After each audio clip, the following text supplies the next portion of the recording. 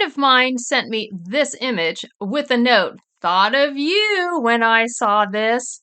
And just in case the image doesn't appear clearly on the video, you can click on the link below to see what the full image looks like. But basically, here is what this image stated. "Embrace what you are. Please leave me alone. I've got a week's worth of work to do in 3 hours because I have the time management skills of a carrot. Thank you." That's what the image said. So I chuckled when I read that, but got to thinking, who would test carrots for that? And am I the only one who would consider that part of the joke to be literal? Does the author mean this truly as a joke, or is it a cry for help? I also thought about how many people out there turn their frustrations into self-deprecating humor. Now, don't worry, I didn't take 10 minutes or longer to ponder all of that. It was just one of those instant flash barrages of questions that can pop into my head when the curiosity part of my brain is tapped. But it got me to thinking, anyone in this type of situation, if they are indeed asking for help, is probably feeling that they don't have any control over the situation and aren't sure what next step to take, which is why they're turning their frustration, these feelings, into a self-deprecating joke. If you, a colleague, or a loved one are experiencing this time management skills conundrum, here are 4 steps that you can take to change your situation. First of all, track your time. It might sound dreadful, but it is truly eye-opening. You can use an Excel spreadsheet, a blank calendar, digital or paper, doesn't matter. A Word document, a sheet of paper, a note in your phone, if you promise not to get distracted by your phone apps. And you get the idea. You're recording where your time is going.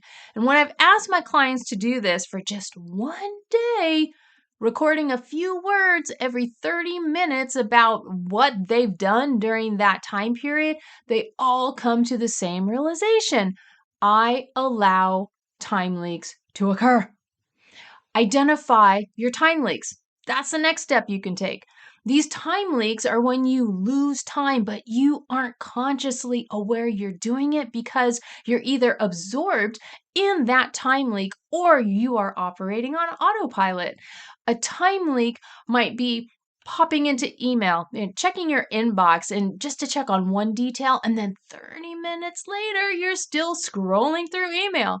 Or another example of a time leak would be you took 10 minutes to set up your desk or your screen perfectly before actually starting on a task you're not looking forward to doing. A time leak can also be short, a 30-second thought about what you might like to eat for dinner. What are your time leaks? The third step you can take is to determine your biggest time leak. It's difficult to be exact, so don't worry about perfection when you're making a decision about which is the biggest leak, but estimate how much time you lost to these various time leaks you've identified and determine which leak is costing you the most amount of time. And then the fourth step, focus on plugging that time leak. Now that you've pinpointed a biggie, a big time leak, focus on that for this upcoming week. What brings on that time leak? How can you prevent it? Or if you can't prevent it, how can you nip it in the bud when it starts so it doesn't carry on for too long?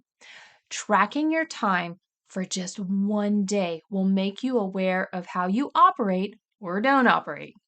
When you reach this awareness, this is a huge step forward in improving your time management skills. You begin to exit from autopilot and you begin to make intentional decisions about how you'll use your time. From this point, you can build on this awareness and capture more and more of your time back through plugging other time leaks and moving into other strategies and tactics for improving your time management skills.